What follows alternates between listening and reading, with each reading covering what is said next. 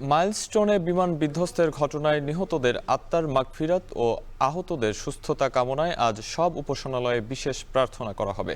তার আগে জানতে চাই স্কুলের পরিস্থিতি। এই মুহূর্তে সেখানে আছেন সহকর্মী মেহেরিন আনি। অ্যানি, স্কুলের সামনে শিক্ষার্থী ও অভিভাবকদের উপস্থিতি কেমন দেখছেন জানাবেন।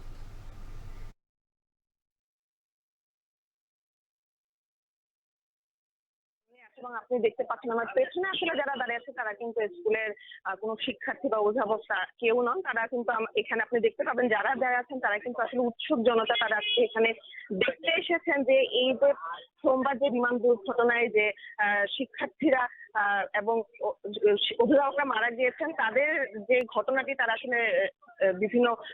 আসলে বিভিন্ন পত্রপত্রিকা টিভি চ্যানেলে দেখার পরে কিন্তু তারা এখানে এসেছেন এবং শুধু ঢাকার ভেতরের যারা আছেন তারা কিন্তু নয়, ঢাকার বাইরে থেকে অনেকে এখানে এসেছেন শুধুমাত্র এই ঘটনাস্থলে আসলে কি হয়েছে সেটি দেখতে। এবং তারা বলছেন যে তারা আসলে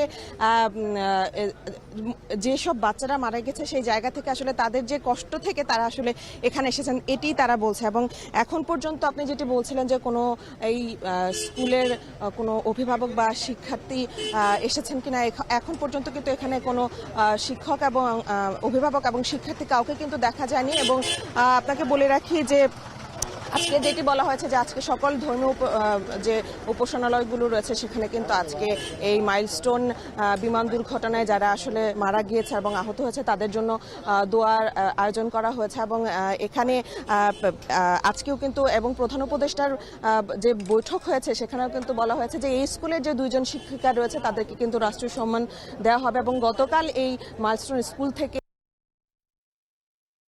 বলা হয়েছে যে 18 জন শিক্ষার্থী মারা গেছে এবং 2 জন শিক্ষক এবং